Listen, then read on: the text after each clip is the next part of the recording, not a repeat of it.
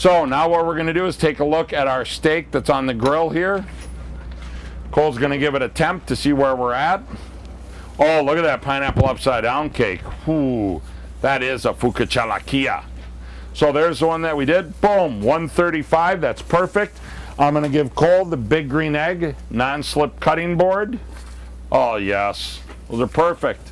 He's going to take those off and put it on that big green egg non-slip cutting board. We're going to let them just set and rest for a couple minutes. Why? To redistribute the juices evenly. There we go. And then we will carve them. We're going back to the chili.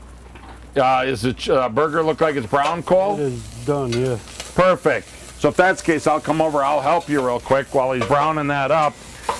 The burger's all nicely browned. And now that we've got the onions in there, we've got the burger on there, we're just going to start dumping the tomatoes. So all we do is just take that, just like this, start dumping. And what you're going to put in is 2 cans of beans. I'm using black beans and dark red kidney beans, but you can pick any beans you want. And then I'm also doing 5 cans of assorted tomatoes. Then what we're going to do is we're going to put in just a little bit of chili powder, which he already did. We're going to use some of the Big Green Egg Viva Caliente seasoning. He's going to dump some of that in. And then last but not least, we're going to use this Big Green Egg Vidalia Onion Sriracha barbecue sauce. This is the secret ingredient, folks. So we go like this, dump it in, just like that. Yeah, I'll go a little more. There we go, perfect. So then what he's going to do is he's going to stir it up to get it all incorporated. And then what we're going to do is we're going to add the smoke. And so how we add the smoke is this. We're going to put in the smoke chips. So what will happen is Cole's going to grab those pit mitts to be able to pick up that hot oval Dutch oven. And then what I'm going to do is pick up that cast iron grate using the cast iron grid lifter again. Just like this. Look at how easy this is. Boom. Pick that up. I'm going to take 1 big handful of Jack Daniels chips, just like that. Pitch them in. Drop this back down. Go in there. He's going to put that back in. We cut the vent down. Cut the vent down, just like this and like that. And let it go nice and slow. And if you'll watch, the smoke will appear here in about probably 20 seconds. And all that flavor is going up and getting imparted into that chili. People will say, Stu, shouldn't I have the cover on that chili for simmering it?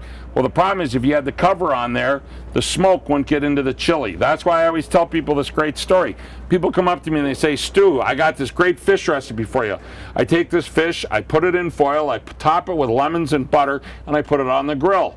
And I always say to them, if it's wrapped in foil, how did any smoke get to it? It didn't. So the key point is make sure you're doing your chili uncovered. And this last step is you see all that smoke from those Jack Daniels chips. That's imparting that chili with this incredible hint of background flavor. Remember, you're building flavor profiles. And again, this could be part of a cast iron class using the cast iron Dutch oven, baking class, a tailgating class. Whatever you want to do, just get people to your store and teach them how to use the egg. Okay, so now what we're going to do is show you how to do a pizza. So what we do is we're just using a par-baked crust here to cheat, just because we're not obviously in Kitchen Stadium, we're outdoors today. He's going to take the pizza sauce that we got, he's just going to dump a little bit on, and then he's just going to use a pair of our tongs to spread that sauce all the way out. In fact, mix that a little bit cold, because it, yep, just get in there with the tongs and spin her around a little bit. Oh yeah, look at that. That is goodness right there. So he's just going to take that sauce, he's just going to dump a little bit on there, he's just going to splash a little down on there. And then what he's going to do is spread that sauce out. There you go.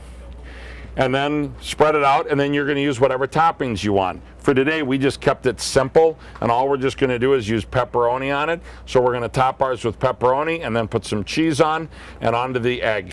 Again, what we're going to do is we're going to utilize that infotherm, because when you're cooking pizza, what determines the temperature you cook a pizza at is the composition of the crust.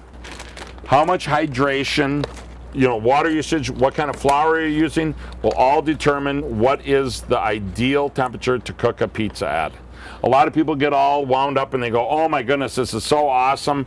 I'm going to cook this pizza at 800 degrees and the blah, blah, blah, and they burn the tar out of it. You have to cook the pizza at the temperature that the crust dictates. I love, Cole, you do it old style. I put the toppings on and then the cheese. You always go on top of the cheese. There is no right or wrong answer there. And if you notice, what he's doing is he's building it on the Big Green Egg wood pizza peel, the wooden pizza peel.